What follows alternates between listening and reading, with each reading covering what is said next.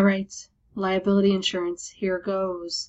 So you need it, unfortunately. Unfortunately, you need liability insurance. I'm not sure which it is. You need it.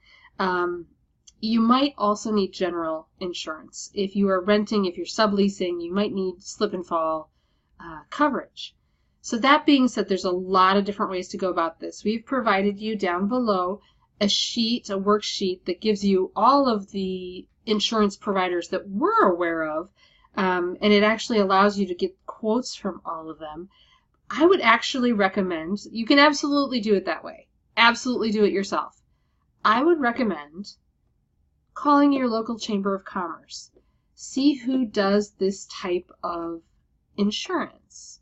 It's not going to be your home, apartment, life insurance type of person. You need somebody that does business insurance. It's usually a totally different person. So don't necessarily think that if your homeowner's policy or your renter's policy people won't do it, that nobody will do it. You need to find a specific type of person.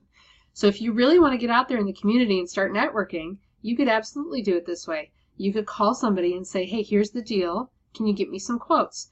They're generally speaking, there's sometimes is a payment that you'll have to make. Sometimes the payment is made by the company to the insurance agent. So figure that out in advance.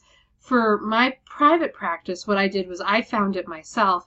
For TCI, we actually went through an insurance broker that I know of because we wanted somebody to just look at it for us and get us a whole bunch of quotes for the best price for our situation.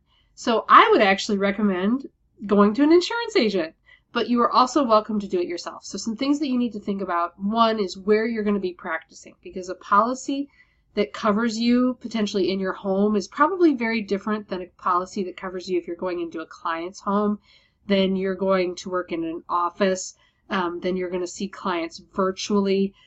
Policy, if you get a nutrition policy, it likely will not cover health coaching. So if you're saying in your marketing materials that you're providing health coaching, that piece won't apply likely unless you get a health coaching rider to go on with your nutrition insurance, liability insurance. So make sure you have sussed all that stuff out. When you call these people, you got to get them to answer. Do they cover supplements? Do they cover virtual? You need to know this going in so that you're comparing apples to apples. But use the worksheet below.